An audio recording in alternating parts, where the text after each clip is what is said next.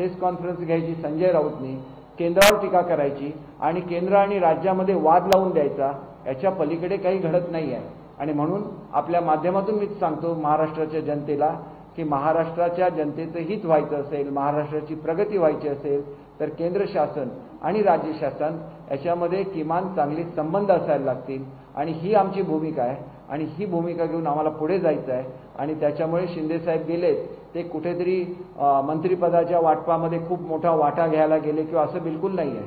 ते गेलेत ते महाराष्ट्राचा विकास कसा होईल आणि विकास होण्याच्या दृष्टीने आपल्याला काय काय करता येईल या दृष्टीने ते चर्चा करतील आणि जो काही निर्णय दोन्ही पक्ष मिळून घेतील त्याच्यावर आम्ही सर्वजण शिंदे साहेबांच्या बरोबर असणार आहे। एकेकाने विचारा प्लीज, त्यांना विचारून दे। उद्धव ठाकरे साहेबांच्या सोबत जे 16 आमदार आहेत त्यांनी आमच्या सोबत यावं, अन्यथा त्यांचं आमदारकी रद्द होऊ शकते अशा पद्धतीचं तुम्ही स्टेटमेंट काही केलेलं आहे का, अशी तुमची भूमिका आहे का? हे बघा, काल मला कोणीतरी विचारलं की 16 आमदारांचं काय होईल, तर मी त्यांना असं सांगितलं की ज्या वेळेला बहुसंख्य आमदार जो आपला नेता निवडतात त्याच्याबरोबर त्यांना राहायला लागतं आणि ते जे व्हीप निवडतात त्यांच्याबरोबर राहायला लागतं।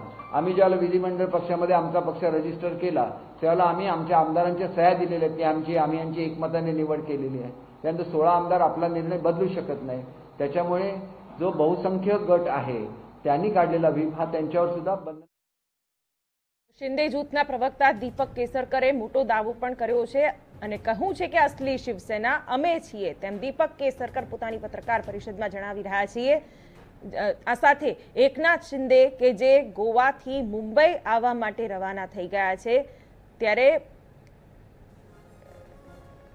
તો શિંદે જૂથમાં કોને સરકારમાં સ્થાન મળી શકે છે તેવી સંભાવનાઓ વચ્ચે આ એ ચહેરાઓ શંભુરાજ દેસાઈને કેબિનેટ પ્રધાન બનાવાઈ શકે છે, તાનાજી સાવંત કેબિનેટ પ્રધાન, દીપક કેસરકર, સંજય શિરસાટ, ભારત ગોગાવલે, સંદીપન ભુમરે, એકનાથ શિંદે જેમને ડેપ્યુટી સીએમ બનાવી શકાય તેવી શક્યતાઓ પ્રબળ બની છે। ગુલાબરાવ પાટીલનું નામ પણ કેબિનેટમાં સામેલ થઈ શકે છે। ઉદય સામંત, અબ્દુલ સત્તાર, સંજય રાઠોર જેમને કેબિનેટમાં સમાવાઈ શકે છે, શંભુરાજ દેસાઈ, બચ્ચુ કડુ, तानाजी सावंत, दीपक केसरकर, जेम के मैं आपने बताव्યું આ તમામ એ ચહેરાઓ છે કે જેમને મંત્રીમંડળમાં સમાવી શકાય છે।